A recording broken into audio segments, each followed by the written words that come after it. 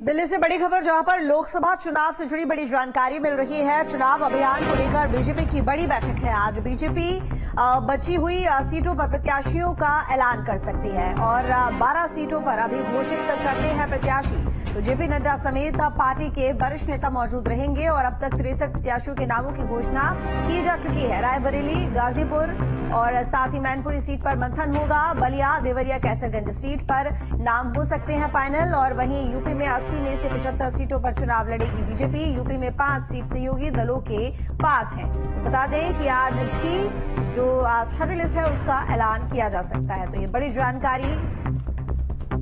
तो अविनाश इस वक्त हमारे साथ जुड़े ज्यादा जानकारी के साथ में लाइव। अविनाश, आज एक बार फिर से बीजेपी अपनी अगली लिस्ट जारी कर सकती है। हालांकि क्योंकि अभी पूरी तरह से सभी सीटों पर प्रत्याशियों की घोषणा नहीं हुई है, बताया जा रहा है कि 12 सीटें और हैं जिन पर प्रत्याशियों की घोषणा कर सकती है। क्या कुछ जानकारी?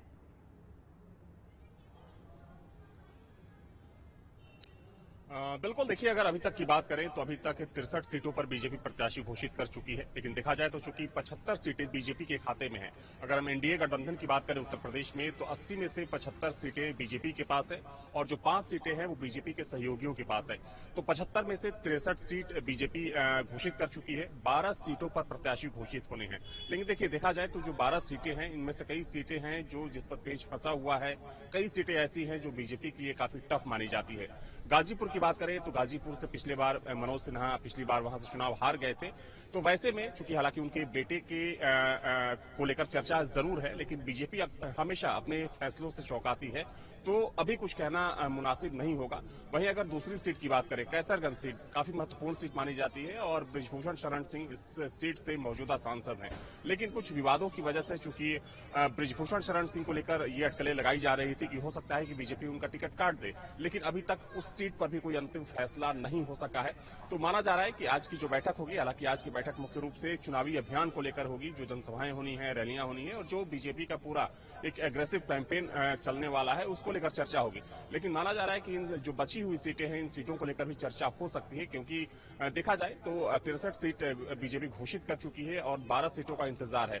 और इसमें देखिए, प्रमुख रूप से अगर हम बात करें तो बड़ी कई सीटें हैं, जिसमें अगर हम प्रयागराज की बात करें, जहां से मौजूदा सांसद रीता बहुगुणा जोशी हैं, इस सीट पर भी कहा जा रहा है कि हो सकता है कि बीजेपी अपना कैंडिडेट चेंज करे। हालांकि चूंकि अभी पार्लियामेंट्री बोर्ड में बीजेपी ये फैसला तय करेगी कि आखिर क्या करना है, लेकिन इस सीट को लेकर भी माना जा रहा है कि अभी बीजेपी असमंजस की स्थिति में है। कुछ ऐसी ही स्थिति मैनपुरी सीट को लेकर है, चूंकि मैनपुरी से डिंपल यादव मौजूदा समय में सांसद हैं और देखा जाए तो मैनपुरी सीट बीजेपी के लिए हमेशा से ही काफी टफ सीट रही है। और जिस तरीके से बीते उपचुनाव में समाजवादी पार्टी ने बीजेपी को बड़े अंतर से मात दी थी, तो वैसे में बीजेपी काफी सोच समझकर वहां से प्रत्याशी उतारेगी, क्योंकि देखा जाए तो समाजवादी पार्टी का सबसे मजबूत गढ़ माना जाता है मैनपुरी को।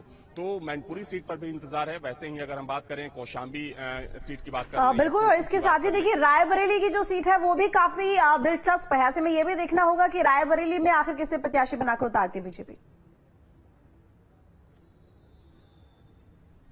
बिल्कुल सही कहा आपने। देखिए, लेकिन रायबरेली की स्थिति दूसरी है। दरअसल रायबरेली में शहमात का खेल चल रहा है। कांग्रेस और बीजेपी में दोनों ही पार्टियां एक दूसरे की तरफ देख रही हैं कि पहले प्रत्याशी कौन उतारता है। चूंकि देखा जाए तो यह संभावित है कि रायबरेली से प्रियंका गांधी चुनाव लड़ सकती हैं। तो वैसे में अगर प्रियंका गांधी का नाम आज कांग्रेस पार्टी फाइनल करती है, तो प्रियंका गांधी के हिसाब से ही बीजेपी अपने उम्मीदवार तय करेगी। और माना जा रहा है कि अगर गांधी परिवार से प्रियंका गांधी वहां से चुनाव लड़ती हैं, तो उनके मुकाबले किसी बड़े प्रत्याशी को, किसी बड़े कद के नेता को या किसी चर्चित चेहरे को बीजेपी वहां से चुनावी मैदान में उतार सकती है। क्योंकि देखिए, रायबरेली की बात करें तो चाहे रायबरेली हो या अमेठी हो, ये कह सकते हैं कि कांग्रेस की जो नाक की बात होती है वो सीट मानी जाती है। हालांकि अमेठी में जिस तरीके से कांग्रेस की हार हुई थी 2019 में, उसके बाद कांग्रेस इन दोनों सीटों पर काफी सोच समझकर अपने प्रत्याशी घोषित करने वाली है। और देखिए, दोनों ही सीटों पर, ना तो अमेठी और ना ही रायबरेली सीट पर कांग्रेस ने अभी अपना कोई प्रत्याशी घोषित किया है। लेकिन माना जा रहा है कि जब कांग्रेस पार्टी अपना प्रत्याशी घोषित कर लेगी रायबरेली सीट पर, तभी बीजेपी अपना अपने पत्ते खोलेगी और तभी बीजेपी अपने प्रत्याशी का नाम फाइनल करेगी।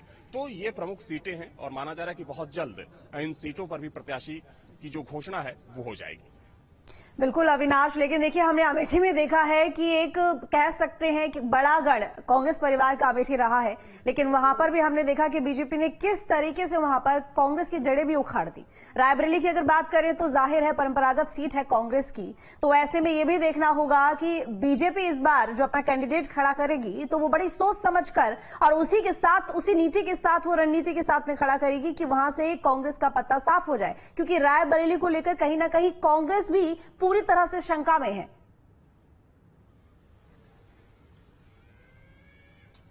देखिए, वहां से मौजूदा सांसद हैं सोनिया गांधी, और जिस तरीके से उन्होंने कुछ समय पहले एक ओपन लेटर लिखा रायबरेली की जनता के नाम, और उन्होंने कहा कि वो परिवार का साथ दें, तो जाहिर सी बात है कि सोनिया गांधी वहां चुनाव नहीं लड़ेंगी, लेकिन प्रियंका गांधी के चुनाव लड़ने की प्रबल संभावना है।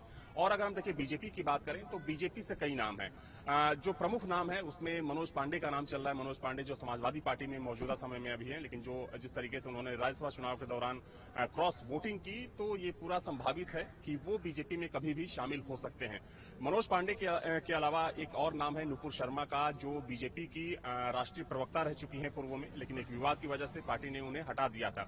इसके अलावा कुमार विश्वास का नाम, हालांकि कुमार विश्वास का नाम मेरठ से भी चल रहा था, लेकिन मेरठ से बीजेपी ने अरुण गोविल को अपना उम्मीदवार बनाया, लेकिन ये